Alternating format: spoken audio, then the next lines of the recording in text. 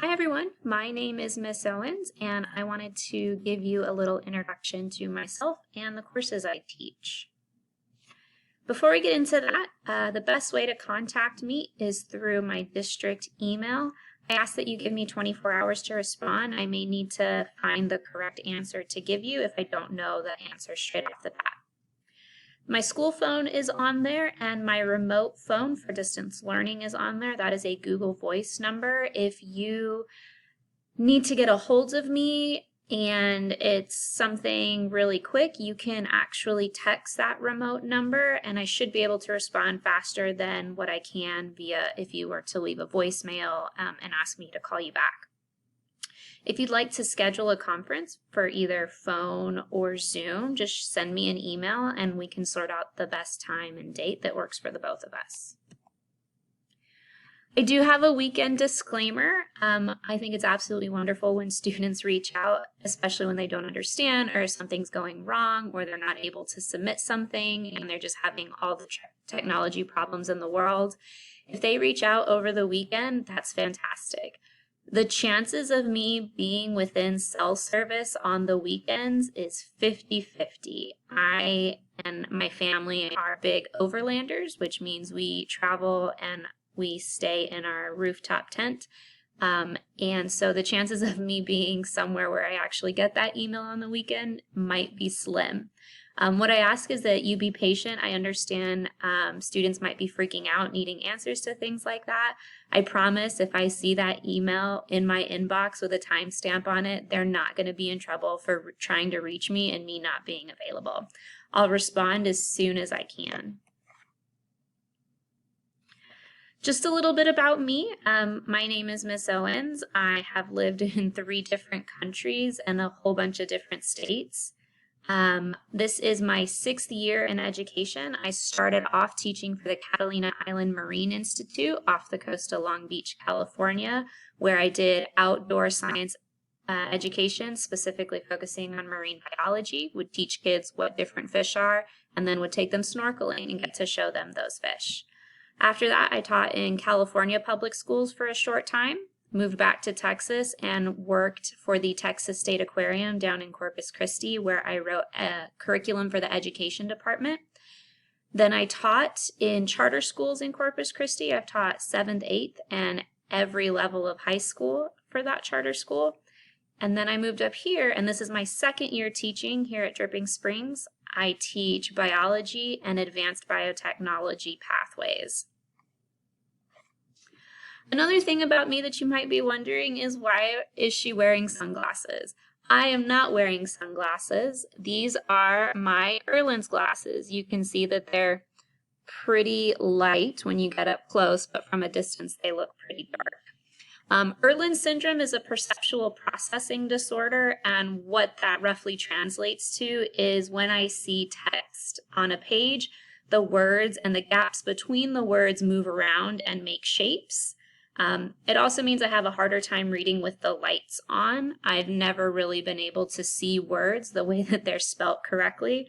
So what that means for me is my spelling is not the best. What that means for your students is I am a lot more lenient on spelling because I too have a really hard time spelling. Some other areas I'm involved in on campus is I am the sophomore class sponsor. I am also the rock climbing club sponsor, and this year I am co-sponsoring HOSA. These are course descriptions for each course that I teach, and I am going to leave this here in case you want to pause the video and read the course description for whatever course your student is in.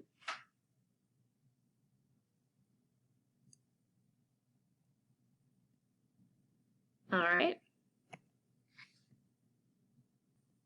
So we're going to talk about grades and absences now. It's across the board the same for each class that I teach.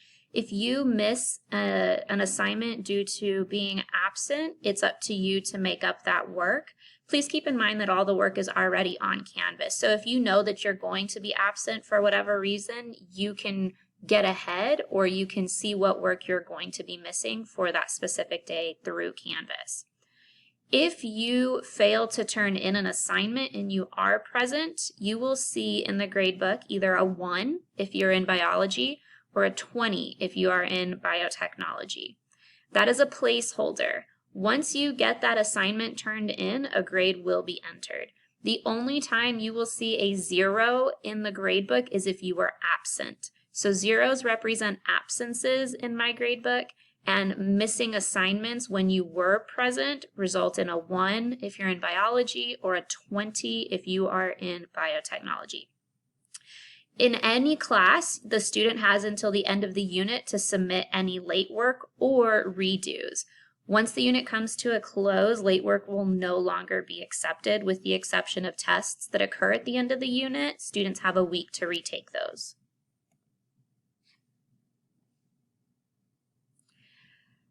All right, so this is a quick overview of how to access Canvas as a parent or as a student. First, you're going to head over to the district website. Next, you're going to, from the Parents and Students tab, click Canvas Learning Management System. And then depending on whether you're the parent or the student, you will click Access via Parent or Access via Student. This video down the bottom here gives you a walkthrough of what to do to get there. All right, now I would like to show you my Canvas page. I'm going to show you the biology one. The biotechnology one is fairly similar. And this is the student view of our biology homepage. So you'll notice that anytime I make an announcement for the student, they are going to pop up on the top. Their to-do list assignments that they have are going to be right over here. And this is the homepage. Again, they look pretty similar for every class that I teach. The only difference is what it is, what it's called. This is where students will access Zoom meetings. They will click on that link and it'll take them directly to our Zoom meeting. If students need to request tutorials for Tiger Time, this is where they would do that. It automatically sends me an email. Depending on which week we're on, you can click on this button down here and that'll take you directly to what unit we are working on for that week in the modules. Another way to get to that information and that content is up here. We have modules on the left.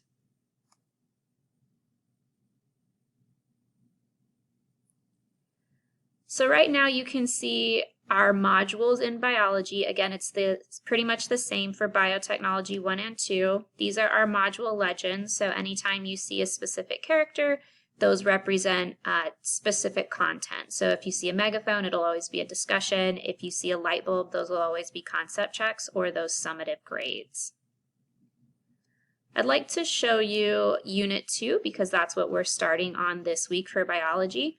Students in both biology and biotech have the same setup. The first thing they're going to see in Canvas for each unit is what are the learning targets or the unit outcomes if we're in biotech. What are the things that you should learn out of this unit?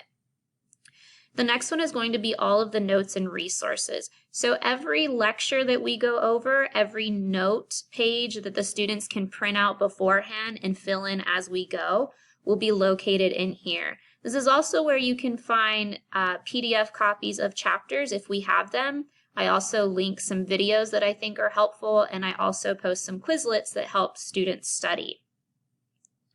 The next thing they'll see is their weekly agenda. This gives a breakdown of everything they need for the week in day segments.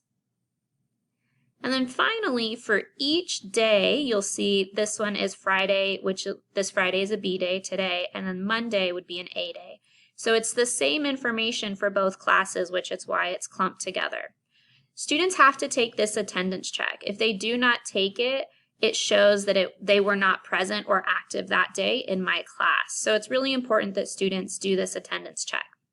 The next is their daily agenda. This is where students are going to find what we do in class for that day. So as you'll notice for this day, we're going to practice cell theory. We're going to go over those notes, and then we're also going to go over what prokaryotic and eukaryotic cells are. This is the lecture that we would give, and these are the notes that students can print out and work on by themselves. This down here is going to be what they're graded on, their learning target. This is a formative grade. So here's the practice, the things we're going to do together, and then here's the stuff that they can watch beforehand. Here's the thing they're going to be graded on. When I click next, it takes me to that practice that we do together. So this is something that we do in class, or if the student feels better working on it on their own, they can tune in for the directions and some examples, and then they can work on it on their own. These practices are not for a grade, they are just practices. The next one is going to be what that graded assessment is going to be, that learning check or that formative grade. Students will also find at the very bottom of each unit is their assessments, and when assessments become available, they will be linked down here.